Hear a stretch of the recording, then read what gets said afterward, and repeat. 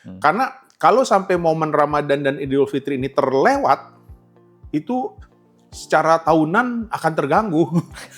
Jadi betapa pentingnya ini Ramadan dan Idul Fitri. Sebetulnya di Idul Fitri ini, Ramadan dan Idul Fitri ini kami tidak terlalu khawatir.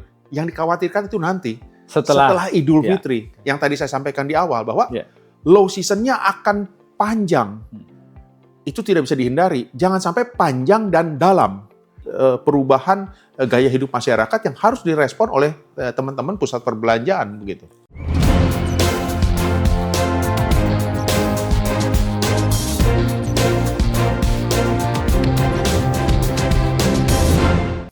Selamat datang di Foy Talk, mari bicara bersama Foy. Kali ini kami akan berbincang-bincang dengan Ketua Umum Asosiasi Pengelola Pusat Perbelanjaan Indonesia, dengan Bapak Alfonsus Wijaya.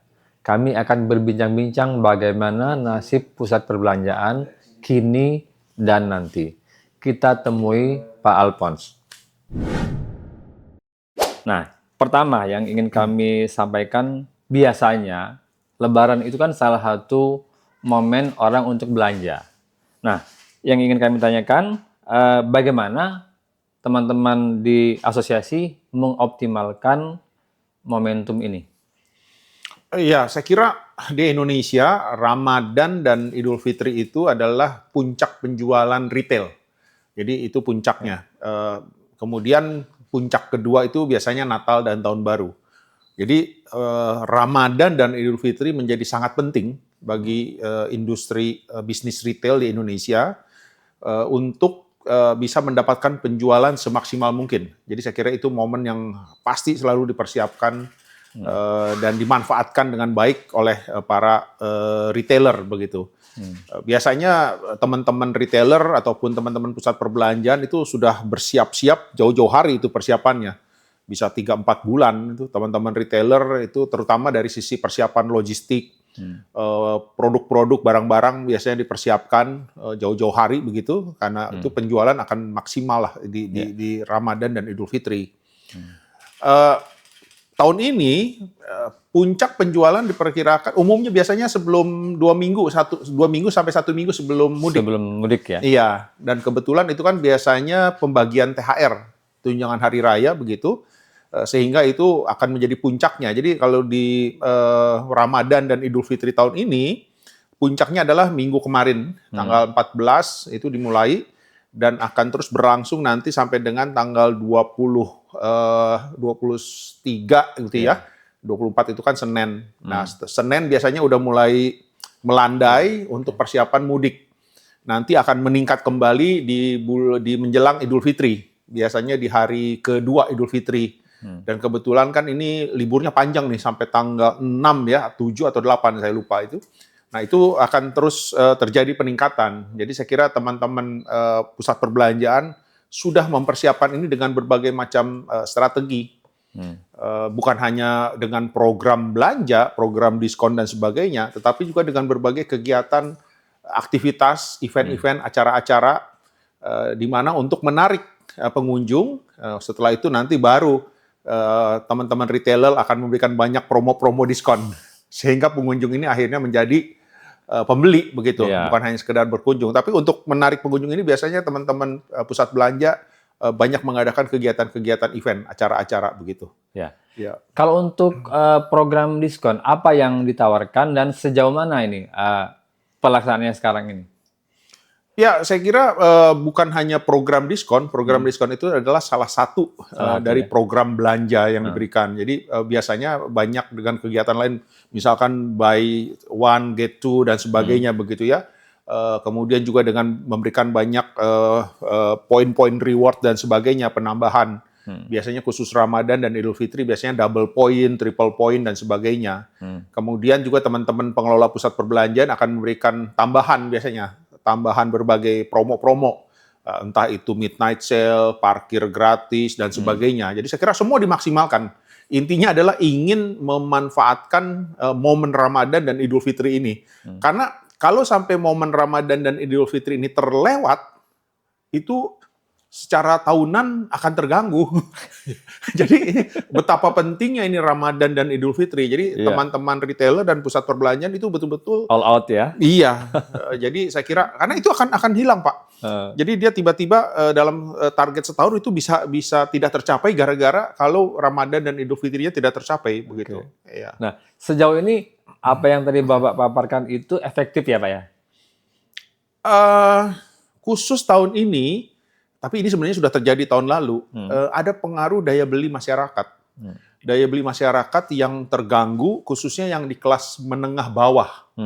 Jadi itulah yang dirasakan oleh teman-teman retailer. Jadi betul-betul menjadi satu perhatian khusus dari kita, seluruh pemangku kepentingan di industri retail, daya beli masyarakat ini yang terganggu. Tahun lalu sebetulnya 2024 sudah terganggu ya, mulai dari awal 2024. Cuman pada saat itu di semester 1 cukup tertolong karena ada tahun baru, ada Imlek, ada Pilpres. Pilpres itu kan berlangsung dengan relatif kondusif, aman dan ya terkendali lah begitu semuanya. Itu mendorong penjualan sebetulnya. Kemudian kan dilanjut dengan Ramadan dan Idul Fitri. Nah, mulai terasa penurunan daya beli itu sebetulnya setelah Idul Fitri tahun lalu. Itu menurun terus begitu. Dan sampai reboundnya bulan menjelang Natal tahun baru. Biasa seperti itu. Nah, jadi tahun lalu kan low season tadi saya sampaikan bahwa di Indonesia itu puncaknya Ramadan, Idul Fitri, setelah itu dia akan masuk low season. Indonesia selalu begitu trennya, masuk low season nanti akan mulai naik lagi menjelang libur sekolah, akan mulai naik lagi menjelang Natal dan Tahun Baru. Nah, low season tahun lalu itu dalam, saya artikan itu sebutnya dengan dalam begitu. Dalam itu dalam arti tadi daya beli masyarakatnya yang turun begitu, khususnya ini kelas menengah bawah. Jadi low seasonnya dalam. Nah, tahun ini karena Ramadan dan Idul Fitrinya lebih awal datang, jadi low seasonnya panjang. Setelah Idul Fitri sampai ke libur sekolah, sampai ke Natal Tahun Baru, ini semakin panjang. Karena Idul Fitrinya maju gitu loh. 11 hari majunya, Pak. Iya. Nah inilah yang jadi kami khawatirkan, Idul Fitri tahun ini, low season tahun ini itu panjang dan dalam. Kalau panjang itu kan tidak bisa dihindari karena memang Ramadan Idul Fitrinya datang lebih awal. Tetapi kita berusaha menghindari jangan sampai dalam. Nah, kembali lagi ke daya beli tadi, daya beli masyarakat yang sampai dengan saat ini kan belum pulih. Belum pulih normal, khususnya di kelas menengah bawah. Makanya untuk memastikan Ramadan dan Idul Fitri ini tahun ini penjualan itu maksimal, kita tambahkan berbagai macam program-program. Salah satunya adalah yang diinisiasi oleh Kementerian Koordinator Bidang Perekonomian, oleh Pak Erlangga, itu dengan program Bina Lebaran. Belanja di Indonesia aja, edisi Lebaran. Karena Bina ini adalah sebetulnya serial daripada program belanja yang diinisiasi oleh Pak Menko Perekonomian, bersama dengan HIPINDO, selaku Asosiasi Retail, dan juga oleh APPBI, Asosiasi Pengelola Pusat Belanja Indonesia. Program Bina ini berseri. Yang sebelum ini adalah Bina Natal Tahun Baru, Bina Diskon Natal Tahun Baru. Sekarang dilanjutkan dengan Bina Lebaran. Nanti akan dilanjutkan lagi dengan bina-bina yang lain begitu. Nah, kenapa khusus Lebaran ini dibuat program Bina Lebaran ini semata-mata untuk memastikan bahwa penjualan retail di Ramadan dan Idul Fitri ini betul-betul maksimal di tengah-tengah kondisi daya beli masyarakat yang menurun, khususnya di kelas menengah bawah begitu. Jadi sebetulnya teman-teman retailer sudah biasa, kami para pengelola mal sudah biasa menghadapi Ramadan dan Idul Fitri. Tetapi khusus tahun ini kita tambahkan program Bina Lebaran untuk memastikan masyarakat betul-betul bisa belanja secara maksimal. Saya kira itu tujuannya. Ya. Untuk target, kira-kira berapa kalau bisa disebutkan? Acara Bina Lebaran ini akan berlangsung mulai dari 14 Maret sampai dengan 30 Maret 2025. Selama 14 sampai dengan 30 Maret ini, kami mempunyai target penjualan 36,2 triliun. Mudah-mudahan ini bisa tercapai. Ya, semoga ya Pak dengan berbagai gimmick dan diskon dan program-program itu bisa mencapai angka itu ya Pak ya. Mudah-mudahan bisa tercapai. Mudah-mudahan bisa tercapai. Meskipun ya kembali lagi tadi saya sampaikan bahwa ini kondisi daya beli memang cukup mengkhawatirkan lah begitu daya beli Iya. masyarakat. Ya, tetapi mudah-mudahan Lebaran ini kita bisa mencapai yang maksimal lah begitu. Iya. Nah, sekarang ini kan pemerintah Presiden Prabowo ini kan meluncurkan program efisiensi yang ketat. Apakah ada pengaruhnya terhadap pusat perbelanjaan? Pasti, meskipun tidak secara langsung. Ya. Yang terkena dampak secara langsung, salah satunya misalkan adalah industri perhotelan. Itu kan terkena transportasi, itu kan terkena dampak langsung begitu ya, dengan program efisiensi ataupun pengetatan anggaran yang dilakukan oleh pemerintah saat ini. Tetapi dampak ini juga akan dirasakan oleh retail, meskipun tidak secara langsung.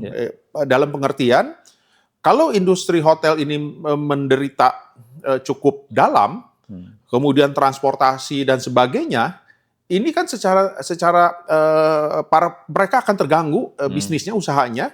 Nanti ujungnya akhirnya akan ke retail, karena mereka kan ini yang terlibat, pelaku usaha yang terlibat ini kan terganggu pendapatannya, tidak bisa belanja dan sebagainya begitu. Karyawan-karyawannya pun nanti mereka akan merasakan kesulitan begitu.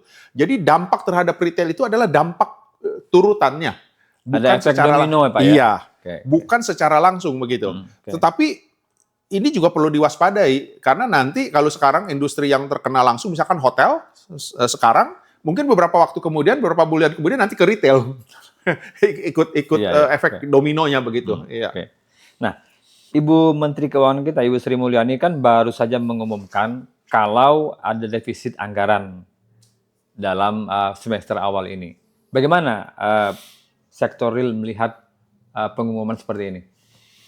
Ya, saya kira cukup menjadi perhatian kami juga bahwa kondisi ini sebelum-sebelumnya di tahun-tahun berikutnya, waktu-waktu yang lalu kan selalu surplus begitu ya.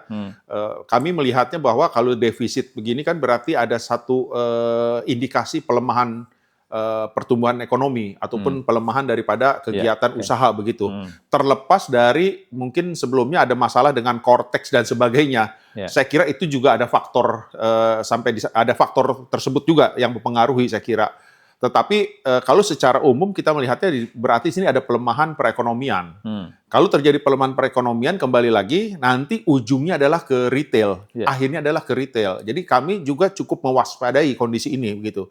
Mudah-mudahan pemerintah bisa segera menerbitkan ataupun melakukan berbagai macam gebrakan-gebrakan sehingga kondisi ini bisa tertolong. Kenapa? Karena tadi yang saya sampaikan, sebetulnya di Idul Fitri ini, Ramadan dan Idul Fitri ini kami tidak terlalu khawatir. Yang dikhawatirkan itu nanti setelah Idul Fitri. Yang tadi saya sampaikan di awal bahwa low season-nya akan panjang. Itu tidak bisa dihindari. Jangan sampai panjang dan dalam.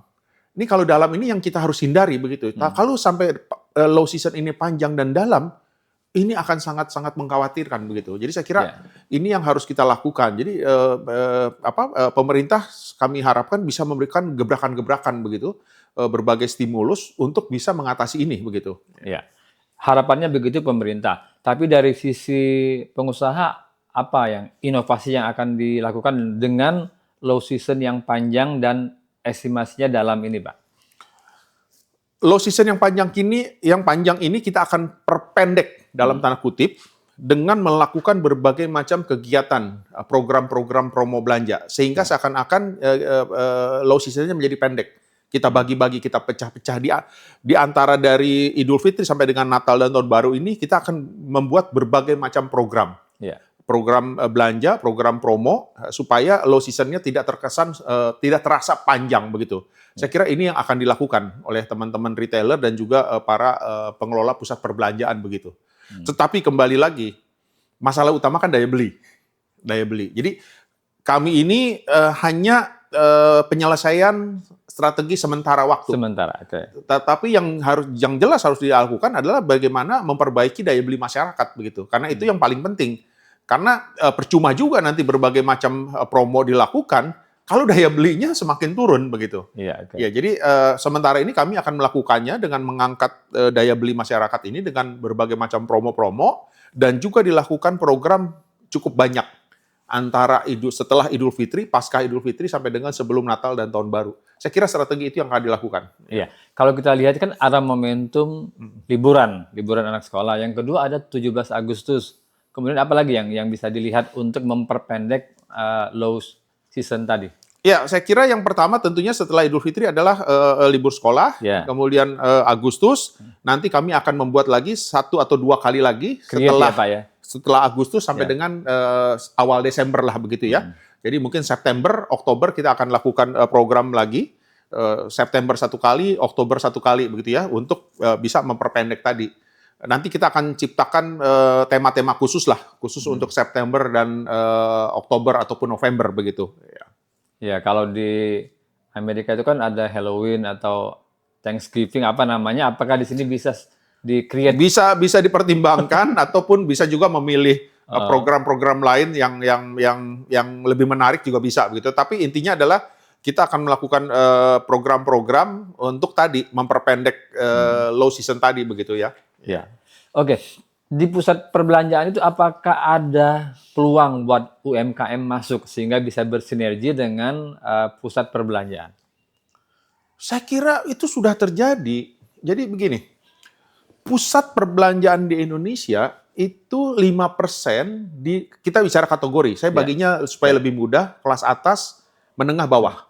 Supaya lebih mudah, 3 kategori. Kelas atas itu cuma 5%. Apalagi yang kelas mewah ataupun yang kelas luxury.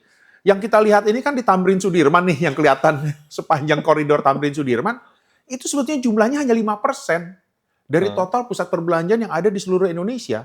Kalau kita lihat ke pinggir Jakarta, kita lihat ke luar Jakarta, kita lihat ke luar Pulau Jawa, Kalimantan, Sumatera, Sulawesi, Ambon, dan sebagainya, itu adalah didominasi oleh kelas menengah bawah. Bukan UMKM oleh, itu, Pak ya? bukan oleh kelas atas. Iya. Saya bicara kategori mall dulu nih ya. Iya, oke. Kelas menengah itu 35%. Kelas tadi saya kelas atas 5%, kelas bawah kelas menengah 35%, kelas bawah itu 60%. Artinya apa? Artinya pusat perbelanjaan di Indonesia 95% dinominasi oleh kelas menengah bawah. Nah, kelas menengah bawah ini itu adalah kebanyakan didominasi oleh UMKM. Ya. Jadi saya kira kalau ditanya UMKM ini sudah masuk ke pusat perbelanjaan, sudah. Oke. Bahkan 95%. Karena yang mengisi kelas atas itu adalah non UMKM, apalagi kalau kita lihat yang kelas mewah gitu kan, itu kan banyak dengan brand-brand dari luar gitu ya, merek-merek dari luar negeri begitu. Karena kenapa? Karena jarang sekali produk mewah ataupun produk kelas atas yang diproduksi dalam negeri.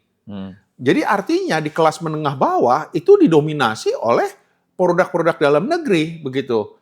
Jadi saya kira itu yang terjadi. Jadi saya kira saya ingin menghilangkan satu persepsi atau meluruskan persepsi bahwa UMKM selama ini apakah sudah masuk pusat perbelanjaan atau sudah bahkan mendominasi pusat-pusat perbelanjaan. Hanya saja selama ini yang dilihat adalah khusus yang di Tamrin Sudirman kok kelihatannya UMKM-nya kurang dan sebagainya. Ya itu karena mereka itu adalah kategori kelas atas. Luxury ya, Pak ya? Luxury di mana memang produk-produk dalam negeri itu tidak ada yang ataupun sedikit yang bisa mengisi di kelas luxury begitu, di kelas atas. Saya kira itu yang saya kira ini memang menjadi satu satu hal yang harus diluruskan begitu ya, bahwa UMKM sudah mendominasi pusat perbelanjaan Indonesia. Oke, Pak. Pasca pandemi itu kan ada sedikit yang saya amati itu kan pergeseran pola belanja masyarakat. Sebelumnya langsung ke mall atau ke toko, kemudian sedikit bergeser dengan belanja online. Bagaimana Bapak melihat masa depan toko dan pusat perbelanjaan ini, Pak? Bisnis pusat perbelanjaan di Indonesia itu masih sangat baik, sangat cerah, sangat berprospek. Meskipun ada online begitu ya, ada belanja online. Jadi begini, kalau tadi disinggung masalah pada saat COVID, jadi saya mau mengumpamakannya seperti ini. Kalau sebelum COVID, yang melakukan online itu sukarela. Yang suka dia akan melakukan online, yang tidak dia tidak akan melakukan online. Saya termasuk yang tidak suka online. Saya tidak melakukan online pada sebelum COVID. Pada saat COVID, seakan-akan semua orang, tua muda, laki perempuan, kaya miskin, suka tidak suka, dipaksa untuk melakukan online. Karena memang dilarang keluar, diminta diam di rumah saja, sehingga semua dipaksa melakukan online.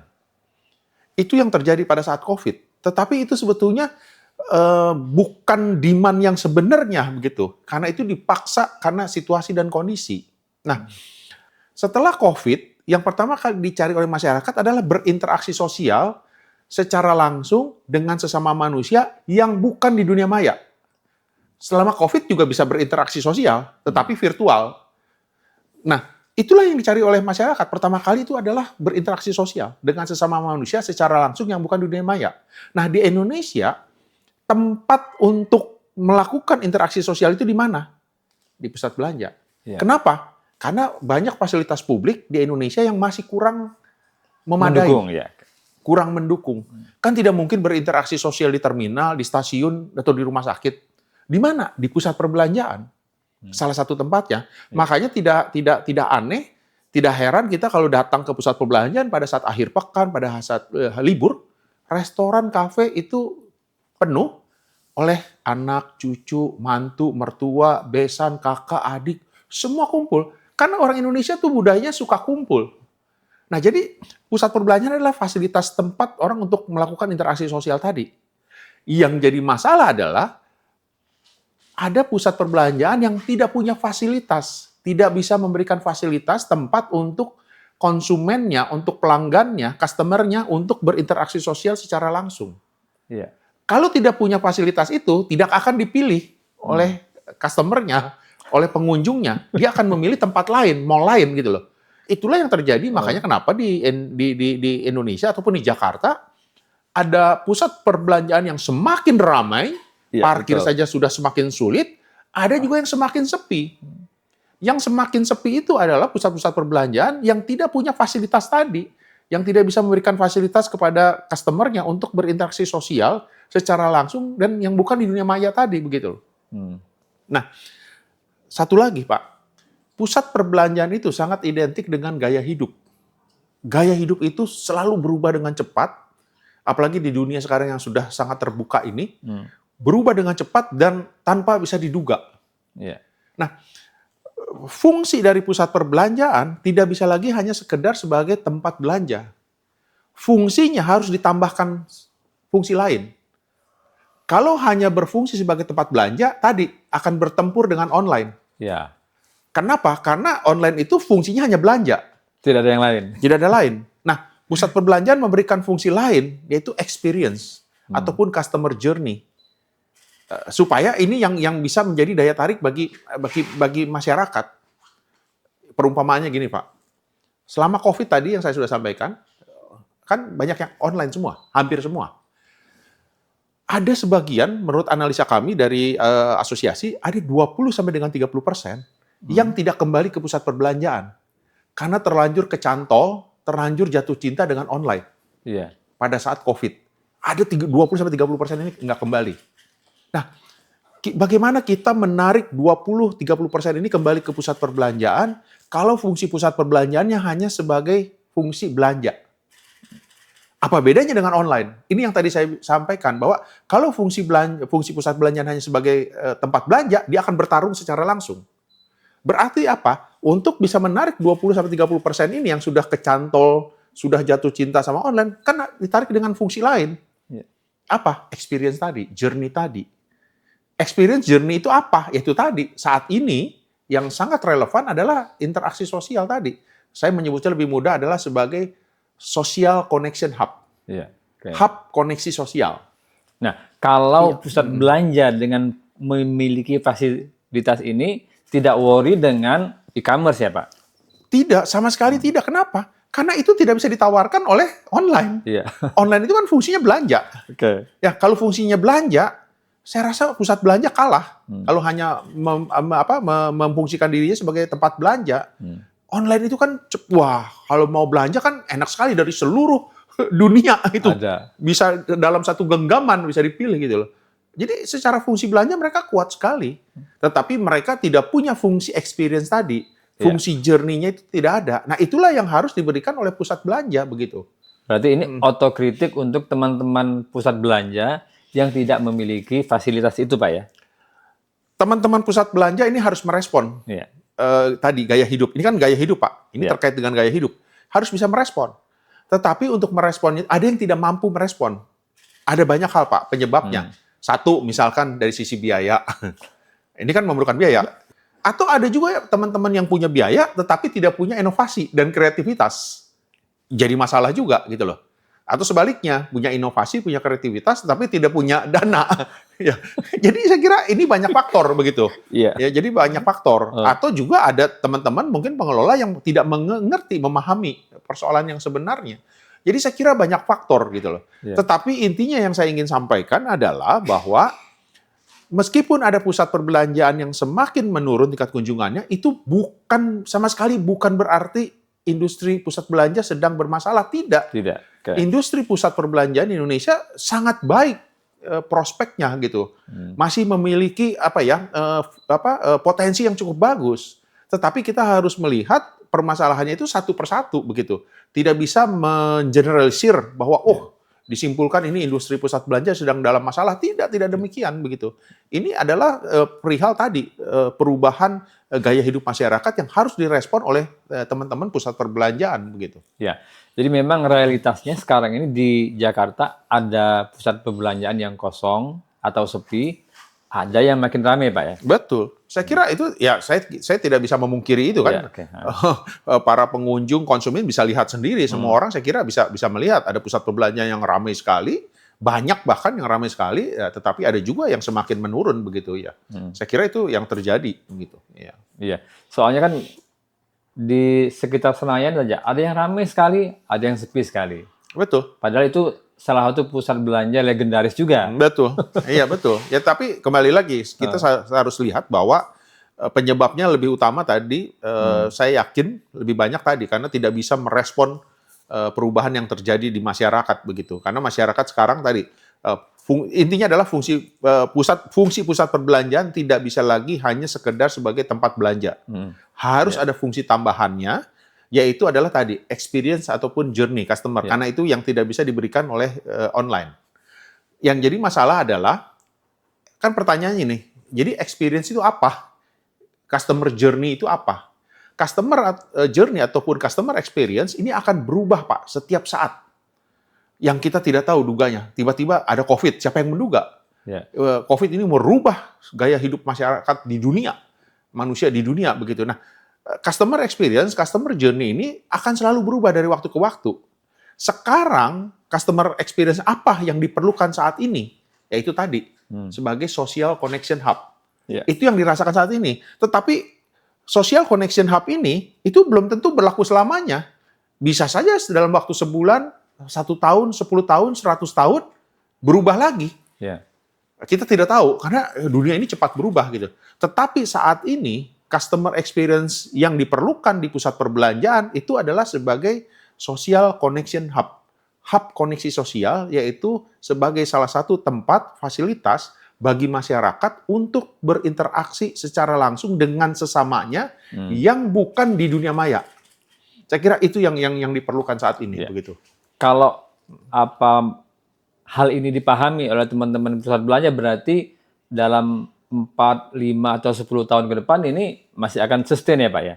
Wah ini tadi Pak, pusat belanja itu yang saya selain menjadi fasilitas publik, fasilitas masyarakat untuk memenuhi kebutuhannya, orang Indonesia kan tadi saya sampaikan demen kumpul, suka sekali kumpul begitu. Di mana? Ya di pusat perbelanjaan gitu loh.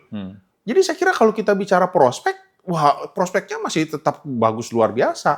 Apalagi kalau kita lihat rasio jumlah total luasan pusat perbelanjaan dibagi dengan jumlah populasi di Indonesia, rasionya sangat kecil dibandingkan dengan negara-negara tetangga kita, Singapura, Thailand gitu ya, Malaysia, Hong Kong dan sebagainya begitu.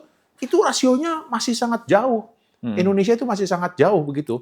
Contoh saja misalkan anggota APBI, anggota kami itu ada 402, 250 diantaranya itu ada di Jawa dan Bali. Saya kira ini umum lah karena memang Jawa Bali paling padat kan. 150 itu ada tersebar di Sumatera, Kalimantan, Sulawesi, Maluku, Papua dan sebagainya. Artinya apa? Kan masih banyak peluang ini. Betul. Iya. Di luar, khususnya apalagi yang di luar Pulau Jawa begitu kan. Sebetulnya di dalam Pulau Jawa sendiri juga masih banyak peluang. Karena kenapa? Karena tadi dari 250 itu 100 diantaranya itu ada di DKI Jakarta. Bukan Jabodetabek nih, DKI Jakarta. Artinya kan apa? Masih banyak sebetulnya peluang di luar itu. Secara rasio di Indonesia ini masih sangat rendah, begitu, masih sangat kecil. Jadi masih banyak peluang bagi industri usaha pusat perbelanjaan, begitu. Mungkin juga bisa dikombinasikan dengan bioskop sebagai tempat berkumpul. Customer experience, customer journey itu bisa didapat dari dua hal, Pak. Minimal. Satu, konsep gedung. Konsep gedung itu bisa memberikan satu experience baru. Journey kepada customer. Konsepnya misalkan open air, dengan konsep hijau, dengan konsep segala macam. Itu konsep gedung bisa memberikan satu experience baru. Kemudian customer journey, customer experience itu bisa didapat juga dari tenancy mix. Tenancy mix inilah yang akan juga memberikan semakin lengkap, semakin bervariasi, semakin banyak memberikan experience. Nah, salah satunya apa tadi? Bioskop. Itu memberikan experience, memberikan journey. Wahana permainan anak-anak. Itu semua memberikan satu experience. Ada teman-teman pusat perbelanjaan yang menghadirkan akuarium raksasa. Itu experience semua. Ini dalam kaitan tadi, Pak, memberikan customer journey, customer experience. Itu adalah bagian dari situ. Karena customer experience, customer journey itu bisa didapat dari dua hal. Konsep gedung dan tenancy mix. Tenancy mix-nya harus semakin lengkap, semakin bervariasi. Saya kira itu kuncinya. Mau semakin lengkap, mau bervariasi, ya mereka berlomba-lomba memasukkan berbagai macam konsep-konsep gitu loh. Oke, Pak. Sekarang ini zamannya AI dan teknologi yang maju lainnya. Apakah teman-teman di pusat perbelanjaan sudah menggunakan teknologi itu untuk meningkatkan daya beli, meningkatkan pembelanjaan masyarakat? Saya kira AI tidak bisa dihindari, ya. Jadi akan semakin menguasai kehidupan manusia di dunia. Saya kira itu semakin hari semakin ke arah sana begitu. Jadi saya kira itu tidak bisa dihindari. Demikian juga dengan pusat perbelanjaan. Namun memang di Indonesia saat ini masih belum terasa lah begitu. Jadi teman-teman pusat perbelanjaan ataupun teman-teman retailer sudah mulai ke arah AI, tapi lebih banyak untuk pengoperasian dari sisi operation gitu ya. Belum menyentuh sampai dengan kepada customer begitu. Jadi memang kaitan dengan pusat perbelanjaan ini lebih kepada di operation gitu, dari sisi manajemen begitu ya. Karena kenapa? Karena ini terkait dengan yang kita program pusat perbelanjaan itu mengarah kepada sustainable shopping mall. Dunia ini kan semakin eco-friendly gitu ya, diarahkan semua ke sana. Demikian juga dengan pusat perbelanjaan, apalagi kan kota Jakarta nih suatu saat akan pindah katanya kan ibu kotanya ke IKN. Jakarta mau jadi apa? Salah satunya adalah mau jadi global city. Artinya apa? Artinya global city ini seluruh penghuni Jakarta, seluruh pelaku usaha Jakarta harus mengarah kepada sustainable. Kan isu global ini kan adalah sustainable gitu ya. Jadi saya kira sama. Jakarta juga kalau mau jadi global city harus mengarah ke sana. Yang harus dilakukan oleh semua penghuninya gitu ya, termasuk pelaku usaha, yaitu pusat perbelanjaan melalui sustainable shopping mall. Nah, sustainable shopping mall ini tentunya di dalamnya itu akan melibatkan AI salah satunya. Karena kenapa? Karena ada paling tidak 5 faktor mendasar yang harus dilakukan oleh pusat perbelanjaan untuk menjadi sustainable shopping mall. Satu, dari desain. Desain ini bagaimana mengarah kepada green arsitektur, arsitektur hijau. Open concept, natural lighting, natural ventilation, dan sebagainya. Itu harus dimulai dari situ, dari desainnya dulu, begitu ya. Kemudian dari sisi energi. Kenapa energi? Karena energi ini memegang dominasi cukup besar di dalam operation satu mall, energi ini. Nah, bagaimana energi lampu LED, bagaimana menggunakan solar panel, begitu, meskipun di Jakarta agak terbatas menggunakan solar panel karena pusat perbelanjaan ini lebih banyak di high-rise building. Jadi space untuk solar panelnya cukup terbatas begitu ya. Tetapi nggak apa-apa, banyak yang bisa dilakukan lagi. Kemudian kontrol otomatisasi daripada energi begitu. Nah, ini semua nanti berfungsi AI, Pak. Berfungsi untuk lebih memaksimalkan. Jadi intinya adalah kalau dari sisi energi, bagaimana mengarah ke sustainable shopping mall, itu harus dengan efisiensi dan energi terbarukan, renewable. Ya, disinilah nanti berfungsi pada AI itu. Ya, ke arah sana. Kemudian faktor ketiga adalah selain tadi nomor 1 desain, kemudian energi. Yang berikutnya adalah dari sisi customer. Dari sisi customer, pusat belanjaan itu ada 2. Ada pengunjung, visitor, dan ada retailer, penyewa. Kita bahas satu-satu dulu visitor. Visitor ini kita dorong mengarah kepada eco-friendly practices. Bagaimana kita dorong mereka menggunakan kendaraan listrik ke pusat perbelanjaan untuk mengurangi polusi. Makanya di Jakarta MRT, LRT ini harus didorong terus begitu. Ya. Kemudian bagaimana kita menyiapkan pusat perbelanjaan EV charging supaya didorong masyarakat menggunakan mobil listrik, kendaraan listrik, motor listrik dan sebagainya untuk mengurangi polusi. Bagaimana pusat-pusat perbelanjaan ini yang dari tadi sisi customer, kemudian dari sisi retailer, bagaimana para toko-toko penyewa menjual produk-produk yang hijau, green packaging, sustainable product. Intinya adalah kita mengarahkan ke mereka untuk environmental values lah begitu. Menghargai ke arah sana. Nah, ini didorong semua, Pak. Nanti berfungsi di situ AI tadi. Kemudian faktor berikutnya adalah faktor dari sisi operation. Bagaimana operation melakukan digitalisasi. Contoh, kalau dulu masuk ke pusat perbelanjaan itu kan ada brosur, ada leaflet. Sekarang sudah tidak ada. Semua serba digital. Karena kenapa? Itu bikin sampah semua, Pak, ya? Mengurangi penggunaan kertas. Mengurangi penggunaan kertas. Demikian juga dengan operation-nya. Mereka mengurangi kertas. Semua sekarang serba digital. Bapak masuk ke pusat mengambil tiket parking, sudah ada, sekarang udah nggak perlu tiket parkir lagi. Dulu cetak kertas kan, sekarang cukup tap dengan e-money. Ya ini semua mengarah ke sana, digitalisasi ini. Ya jadi saya kira ini yang faktor-faktor AI ini yang akan terus mendominasi di hal-hal ini begitu. Faktor yang terakhir adalah dengan komunitas. Karena keberadaan pusat perbelanjaan itu tidak terlepas dari komunitas dengan lingkungan sekitar begitu. Bagaimana pusat perbelanjaan memberikan edukasi, berinteraksi dengan komunitas, bagaimana pengelolaan sampah, bagaimana pengurangan penggunaan plastik dan sebagainya begitu. Ini semua dilakukan untuk mengarah ke sustainable shopping mall. Dan ini bisa maksimal beberapa faktor tadi itu dengan menggunakan AI.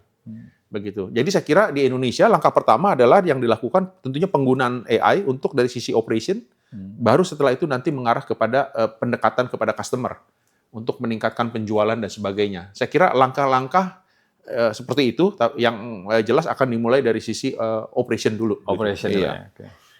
Oke. Jadi ke depan ini prospeknya masih sangat-sangat cerah, Pak, ya? Sekali lagi bisa saya tegaskan, industri pusat perbelanjaan di Indonesia sangat cerah.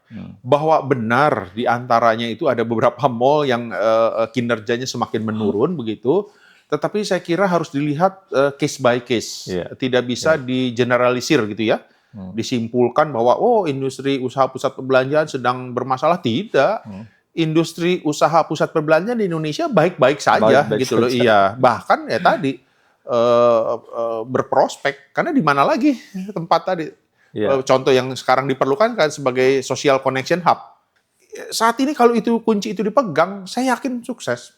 Dan kita bisa lihat mall-mall yang ramai saat ini itu adalah pusat-pusat perbelanjaan yang bisa memberikan fasilitas-fasilitas tadi. Setuju. Dan sebaliknya, kalau kita lihat mall-mall yang sepi, pusat perbelanjaan yang semakin menurun kinerjanya, adalah pusat-pusat perbelanjaan yang tidak bisa memberikan fasilitas tadi begitu. Saya kira itu bisa dilihat secara langsung. Kalau dibilang seleksi alam, apakah mungkin itu, Pak, terjadi? Jadi yang bagus akan laku, yang tidak bagus, yang tidak menyediakan ditinggalkan. Tidak. Saya tidak setuju dengan seleksi alam. Itu lebih daripada kemampuan pengelola untuk merespon satu perubahan. Karena kenapa, Pak? Belajar pengalaman terakhir kita di COVID selama 3 tahun. Ternyata yang diperlukan kemampuan itu adalah merespon perubahan. Banyak perusahaan-perusahaan kita semua mempunyai yang namanya risk management. Mengantisipasi berbagai hal itu ya. Itu biasanya sampai punya di bawah satu direktur sendiri itu. Tetapi tiba-tiba yang datang COVID. Padahal kita sudah antisipasi berbagai Buyar, Pak, ya. berbagai macam risk. Ya. Kita sudah antisipasi. Oh. Kita sudah siapkan segala macam antisipasinya. Tetapi yang datang COVID, tidak ada satupun yang menduga. Artinya apa, Pak? Artinya yang diperlukan sebetulnya adalah kemampuan merespon perubahan yang terjadi. Karena perubahan itu di dunia ini terjadi dengan tiba-tiba tanpa bisa diduga, begitu. Jadi artinya apa? Kita harus punya kemampuan untuk bisa merespon perubahan tersebut. Inilah yang diperlukan oleh pusat perbelanjaan. Jadi saya tidak setuju dengan itu dikatakan itu seleksi alam, enggak. Ini lebih kepada kemampuan diri untuk merespon perubahan. Jadi justru yang harus kita lakukan adalah selalu bisa melatih diri, melatih kemampuan untuk merespon kemungkinan perubahan yang terjadi yang tidak bisa kita duga gitu loh. Dan bahkan apa, Pak? Yang paling penting sekarang, kalau mau jadi leader, adalah justru menciptakan perubahan terlebih dahulu sebelum perubahan itu terjadi. Nah, itu jadi extend Nah, 2 itu. kali atau 3 kali ke depan. Iya. Kalau sekedar merespon, itu saya sebutnya hanya untuk survival. Tapi kalau mau jadi leader, mau jadi market leader, itu harus menciptakan perubahan sebelum perubahan itu terjadi. Begitu. Setuju. Harus lompatan kuantum ya, Pak? Betul, betul. Tapi itu sudah dilakukan, Pak, oleh teman-teman pusat perbelanjaan secara sadar atau tidak sadar. Sebagian itu sudah melakukan tersebut dengan menciptakan perubahan sebelum perubahan itu terjadi. Jadi jangan berlindung di balik istilah seleksi alam gitu. Justru harus bisa terus mengasah kemampuan untuk bisa melakukan perubahan tersebut. Kalau saya amati, Pak, ya, Jakarta ini kan macet, di mana-mana macet. Kemudian ada kota satelit, ada Serpong, ada Bogor, ada Depok, Tangerang. Nah, yang saya amati itu kota-kota ini yang ramai. Jadi kan tidak semua lagi terpusat ke Jakarta. Mereka mampirnya di kota-kota satelit ini. Apakah Bapak melihat hal itu juga? Betul, saya kira demikian. Beberapa tahun terakhir ini, jadi ada beberapa faktor yang memicu tersebut. Pertama adalah harga tanah yang semakin meningkat di Jakarta. Semakin sulit ditemukan begitu yang strategis, tapi lebih utama karena harga tanah lah. Karena kenapa? Pusat perbelanjaan itu investasi besar dan investasi jangka panjang. Harga tanah semakin hari semakin tinggi. Sehingga akhirnya apa? Para pelaku usaha, developer mengatasi masalah ini, menyiasati masalah ini dengan membangun pusat perbelanjaan secara konsep super blocks, mixed use. Kalau di Jakarta tuh rata-rata pusat perbelanjaan, hotel, apartemen, office, ya kurang lebih itulah. Nah, itu untuk menyiasati tadi, Pak. Harga tanah yang semakin tinggi, investasi yang semakin besar, begitu.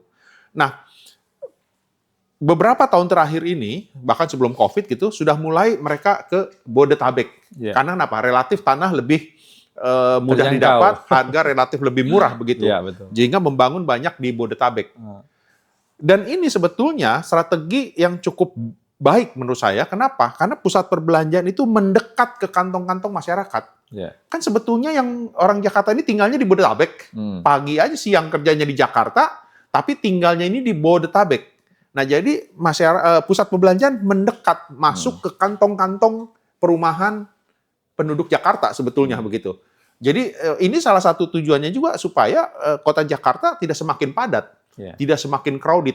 Untuk datang ke pusat perbelanjaan tidak perlu lagi harus ke Jakarta, cukup di masing-masing wilayah, masing-masing daerah begitu. Kemudian ini juga saya kira cukup baik untuk memeratakan perekonomian. Sehingga tidak terpusat hanya di Jakarta saja, tetapi daerah penyangga pun ikut bertumbuh begitu. Ya, jadi saya kira ini banyak hal positif lah saya kira yang dilakukan oleh teman-teman pusat perbelanjaan. Saya kira ini menjadi satu menguntungkan juga buat negara, buat masyarakat sebagai konsumen, sehingga mereka lebih dekat, tidak perlu harus ke Jakarta semua begitu. Oke, Pak, jadi sudah kita tangkap ini kata kuncinya adalah inovasi ya, Pak, ya? Saya lebih suka dengan kemampuan merespon perubahan, kemampuan untuk menciptakan perubahan. Iya. Sebelum perubahan itu sendiri datang begitu ya. Jadi saya kira ini pengalaman COVID ini betul-betul sangat berharga begitu. Jadi setelah kita evaluasi, ternyata yang diperlukan itu adalah kemampuan merespon perubahan begitu. Jadi, nah perubahannya seperti apa? Ya tentunya untuk melakukan perubahan, merespon perubahan ini ataupun menciptakan perubahan ini harus dengan kreativitas, Ya. dengan inovasi dan sebagainya. Ya, saya kira itu kata kunci berikutnya, inovasi dan kreativitas begitu. Tetapi kunci utamanya itu adalah merespon perubahan, dan next levelnya adalah menciptakan perubahan begitu loh. Ini terjadi di pusat perbelanjaan. Jadi saya kira ini yang harus terus diasah begitu. Selaku pengelola pusat perbelanjaan ini harus terus mengasah kemampuan ini. Kalau ini dilakukan, tidak usah khawatir ditinggalkan oleh masyarakat. Tidak usah khawatir dengan online. Ya. Itu tadi. Jadi kita jangan bertarung dengan online. Jangan bertarung, Pak. Karena DNA-nya pusat perbelanjaan itu jelas-jelas offline. Ya. Pusat perbelanjaan itu didesain, dibangun dengan offline. Jangan ikut bertempur di online karena beda DNA-nya beda gitu loh. Kalau marketplace, DNA-nya itu memang online. Mereka diciptakan, dibangun memang khusus untuk online. Jangan bertempur di situ gitu loh. Iya, iya. Iya. Kita punya sebenarnya strategi lain. Iya. Dengan tadi experience customer journey yang tidak dimiliki oleh online begitu. Oke. Terima kasih banget, ini semoga menginspirasi pembaca dan penonton Voice of Indonesia. Terima kasih. Terima kasih juga udah diberikan kesempatan ini Pak bisa sharing. Siap. Terima kasih Pak. Demikian tadi bincang-bincang kita dengan Pak Alphonse tentang pusat perbelanjaan yang ada di Indonesia, bagaimana prospeknya, bagaimana kiat untuk bertahan di tengah situasi yang sulit sekarang ini. Semoga perbincangan ini menginspirasi pembaca dan penonton Voice of Indonesia. Sampai ketemu di Voice Talk berikutnya dengan narasumber yang berbeda. Salam.